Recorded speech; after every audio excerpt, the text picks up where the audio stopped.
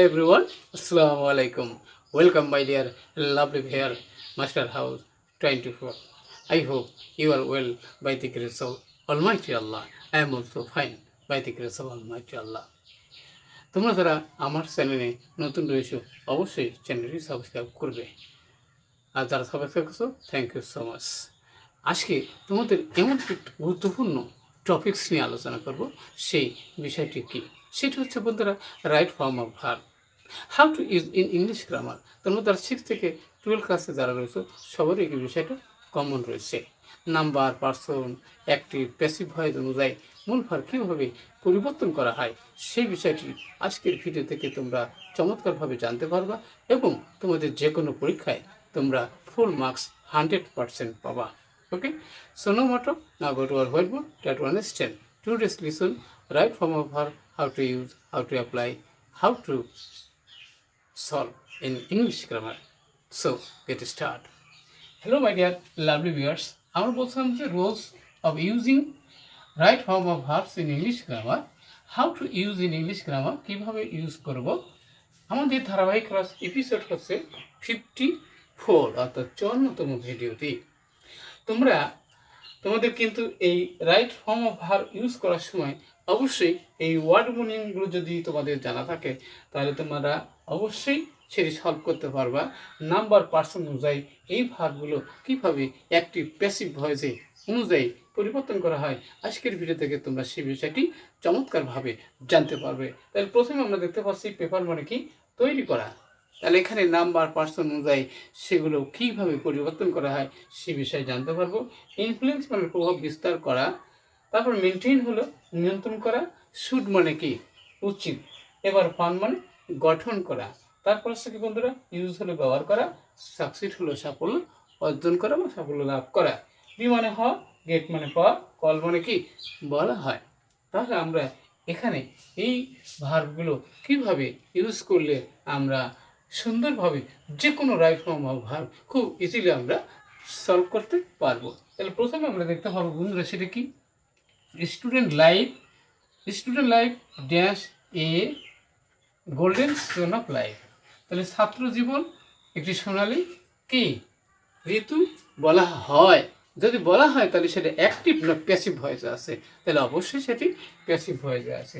তার কারণে তখন আমরা লিখবো কি ইজ কল্ড, প্যাসিভ মুডে হবে। এবার আমরা আগেই বলছিলাম যে right form of verb number, person, tense, active, passive মুডের কথা বলছিলাম, অবশ্যই সেখানে আমরা বুঝতে পারছি। তারপর আমরা দেখো বন্ধুরা সেটা কি দিস আছে, এখানে টাইম আছে, তাহলে এখানে অবশ্যই একটি কি বিভাগ দরকার। তাহলে বিভাগ বলতে আমরা জানি এখানে বিভাগটা আসি, তো বিভাগের মধ্যে কী থাকে am, is, are, was, were থাকে। তাহলে এবারে টেন্স অনুযায়ী তাহলে এখানে কী হবে am, is, are, was, were. তাহলে এখানে যদি প্রেজেন্ট টেন্স হয় তাহলে আমরা সেখানে ইজ ব্যবহার করতে পারবো। তাহলে this is the time when we should our self for future. তাহলে আমাদের ভবিষ্যৎ জীবনের জন্য আমাদের কি করা উচিত। তাহলে এখানে প্রিপেয়ার মানে কি তৈরি করা উচিত, PREPARE প্রিপেয়ার। প্রিপেয়ার মানে কি তৈরি করা। তাহলে আমাদের এদেরকে ভবিষ্যতের জন্য তৈরি করতে হবে। অবশ্যই চিন্তা করতে হবে যে কী ধরনের ভার এখানে ব্যবহার করলে অর্থাৎ সেন্টেন্সটি ফুল মিনিংফুল হবে। এবার বলতেছে দি ভ্যারি হ্যাবিটস মানে এই অভ্যাসটি। তাহলে আমরা জানি বন্ধুরা এখানে ফর্ম আছে, তাহলে ফর্ম মানেতে গঠিত। আমরা ভার্বের পাস্ট পার্টিসিপল আমরা জানি, পার্টিসিপল আছে প্রেজেন্ট পার্টিসিপল, পাস্ট পার্টিসিপল। তাহলে এখানে ফর্ম মানে গঠিত, তাহলে FORMED ফর্ম মানে কি গঠিত। তাহলে এই অভ্যাসটি গঠিত ইন স্টুডেন্ট লাইফ ছাত্র জীবনে। তারপরে কি করে বন্ধুরা সেখানে প্রভাব বিস্তার করে, ইনফ্লুয়েন্স হবে, তাহলে INFLUENC।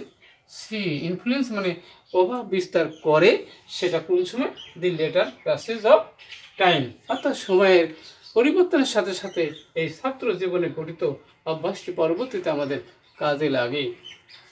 এবার বলছি বন্ধুরা এখানে বলছে right from the student life অর্থাৎ ছাত্র জীবন থেকে কি আসছে কি দে শুড তাদের উচিত, দে শুড কি বি কেয়ারফুল তাদের অবশ্যই যত্নশীল হতে হবে। ওকে, ইন আছে ডিসিপ্লিন আছে, তাহলে শৃঙ্খলা রক্ষার ক্ষেত্রে প্রিপজিশনের পর আমরা জানি বন্ধুরা ভার্বের সাথে আইএনজি হয়ে সেখানে কি জেরান্ডের কাজ করে। তাহলে এখানে আমরা লিখতে পারবো কি maintain, MEINTAINING,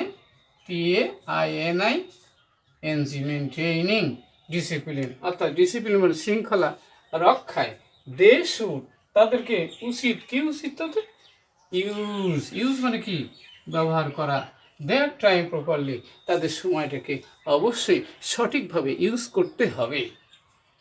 if they do not use their time, তারা তাদের সময়টা যদি সঠিকভাবে ব্যবহার না করে, ফেসবুক বা অন্য কোনো কাজে তারা ব্যস্ত থাকে, তাহলে কি জীবনে তারা সাফল্য লাভ করতে পারবে? দে উইল নট কি succeed in life, SUCCEED, succeed in life, অর্থাৎ জীবনে তারা উন্নতি করতে পারবে না। ওকে, তারপরে দে শুড, তাদের উচিত কি পাংচুয়াল, তাদের শুড আছে, তাহলে বি মানে আমরা জানি হওয়াও বোঝায়, তাহলে এখানে আমরা দেখতে পারি একই বি মানে হওয়া, তাহলে শুড বি পাংচুয়াল, তাদের নিষ্ঠাবান হওয়া উচিত, তাদের ছাত্র জীবন from the very beginning of their student life, ছাত্র জীবন থেকেই তাদেরকে পাংচুয়াল হওয়া উচিত। আশা করি আজকের ভিডিও থেকে আমরা জানতে পারলাম কীভাবে right form of verb use করতে হয়, সেই বিষয়টি আমরা চমৎকারভাবে জানতে পারছি। আর কোথায় যদি বুঝতে কোনো সমস্যা থাকে অবশ্যই কমেন্টস করে জানিয়ে দেবা। আর সেই সাথে আমাদের ফেসবুক অবশ্যই ফলো করবা। কী বিষয়ে তোমরা ভিডিও চাও অবশ্যই দ্রুত কমেন্টস করে জানিয়ে দেবো। সবার সুন্দর এবং সাকসেসফুল জীবন কামনা করে এখানে বিদায় নিচ্ছি। পরবর্তীতে আবার অন্য বিষয় নিয়ে হাজির হবো। ততক্ষণ আল্লাহ হাফেজ।